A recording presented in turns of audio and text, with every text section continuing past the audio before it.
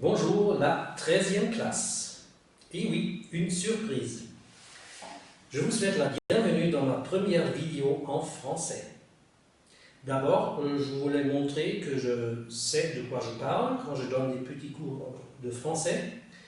Mais aussi, j'ai pensé faire des vidéos pour la 9e classe et pour la 6e classe, c'est très joli, mais qui pense à la 13e classe? Alors, c'est pour ça que j'ai invité votre prof de français, parce que, comme je suis prof de français aussi, je m'intéresse beaucoup à ce que vous faites avec Madame Castel en cours de français. Alors, bienvenue. Merci de m'avoir invité, Philippe. Alors, Philippe, tu parles vraiment super bien français et j'ai une grande question. Je crois savoir que tu as habité à Paris. Est-ce que tu peux nous raconter dans quel quartier de Paris tu as vécu? Oui, voilà un plan. J'ai habité ici, à peu près, c'est le 11e arrondissement, qui est très près des gares de l'Est. Excusez-moi, très près des gares de l'Est et gares du Nord. Le quartier n'est pas très chic. Il y a des maisons un peu vieilles et dans un état parfois pas très bon, mais c'est quand même très sympathique et beaucoup plus joli que la banlieue. Tu sais, la banlieue qui se trouve tout autour de la ville et l'agglomération de Paris est beaucoup plus grande que la ville de Paris. La ville de Paris n'a que 2000 habitants à peu près. Alors, tu parles des banlieues. Tu disais que Paris était plus chic que les banlieues. Il y a quand même aussi des banlieues favorisées qui sont très chic et très riches. Oui, Il faut le dire aussi. Oui, ça c'est clair. Quand on parle de banlieue, la première image, c'est toujours l'image des grands immeubles tristes et gris. Mais tu as parfaitement raison, Fanny, il y a des banlieues très chics, surtout quand on s'éloigne un peu plus de la ville. Oui, ça c'est vrai. Moi, j'aimerais savoir, qu'est-ce que tu as aimé à Paris, Philippe? Alors, Paris, c'est la ville des monuments. Tout le monde connaît la Tour Eiffel. Notre-Dame, qui est très célèbre, tristement célèbre, après l'incendie l'année dernière. Et j'ai beaucoup aimé faire des photographies à Paris. Et ce qui est très pratique, quand tu veux photographier, par exemple, l'opéra Garnier, l'ancien opéra, où il y a surtout des ballets maintenant, tu peux prendre des photos en toute tranquillité parce qu'il y a ces grands boulevards qui découpent la ville. Les boulevards qui ont été construits sous la régie de M. Haussmann, comme disent les Français. Et il y a aussi des axes plus anciens. Il y a la grande axe qui passe à peu près par ici. C'est l'axe où il y a le Louvre,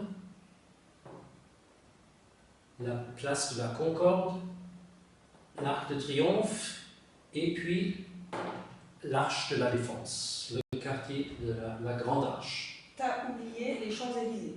Ah oui, les Champs-Élysées. Moi, je voulais parler des monuments, mais parfait. Il y a les Champs-Élysées qui vont de la place de la Concorde à l'Arc de Triomphe. Mais Philippe, en fait, pourquoi est-ce que tu as vécu à Paris, finalement? Oui, tu sais, j'aime beaucoup Astérix, et déjà dans Astérix, il y a le frère de Bonne Mine qui dit on ne peut vivre qu'à Lutèce. Le reste de la Gaule est bon pour les sangliers. Donc je voulais aller à la capitale et je ne voulais pas étudier dans une petite ville de province.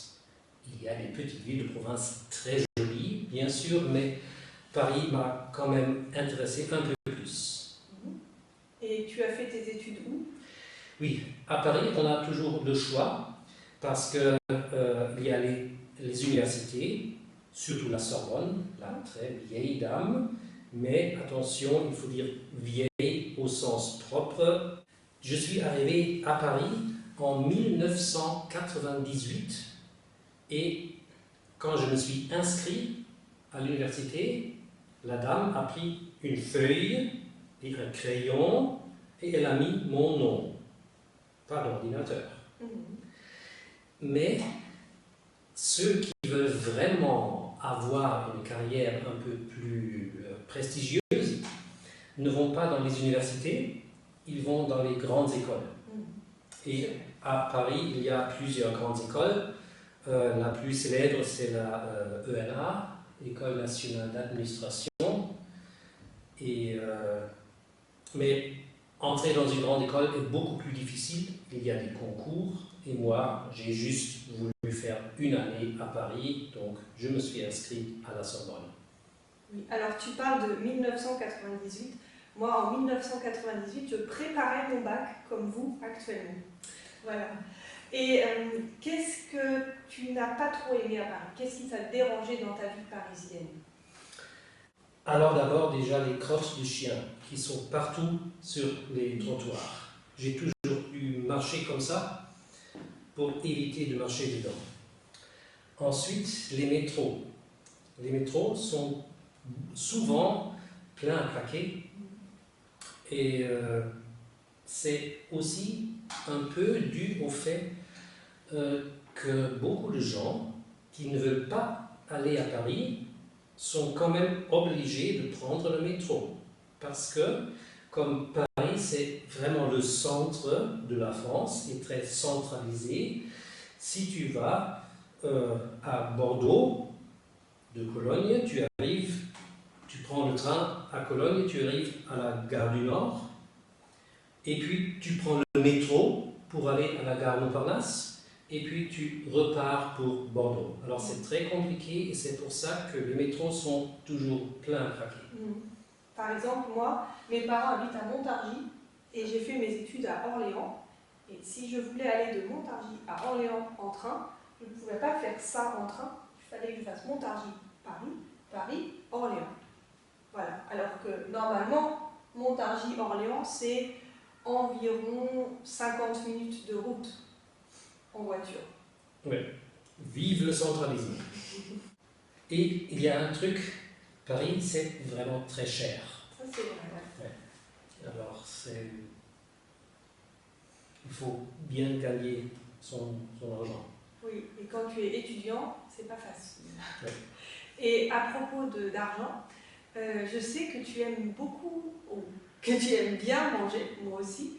Est-ce que tu peux me parler de tes expériences gastronomiques à Paris? Est-ce qu'il y a des choses que tu veux nous conseiller ou nous présenter? Oui, bien sûr. Alors, évidemment, je n'ai jamais mangé chez Paul Bocuse. Oui. Ce serait trop cher, mais j'ai quand même goûté à bien d'autres cuisines. Et il y a un truc que j'ai vraiment découvert à Paris, c'est la cuisine du Maghreb. J'adore vraiment les merguez, le couscous merguez.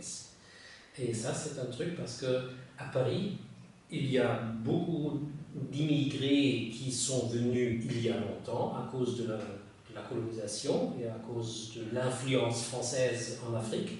Mais bien sûr, il y a aussi beaucoup d'immigrés maintenant. Et ça, c'est une culture vraiment très riche et très, très agréable à manger, très, très succulente.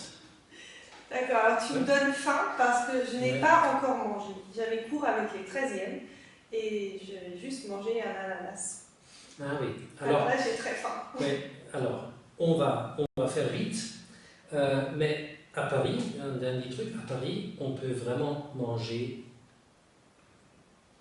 tout et à n'importe quelle heure. Et ça, c'est aussi un truc que j'ai beaucoup adoré, parce que quand j'étais un peu plus jeune, et j'étais à Paris souvent avec mes parents, et on a beaucoup aimé aller à l'opéra.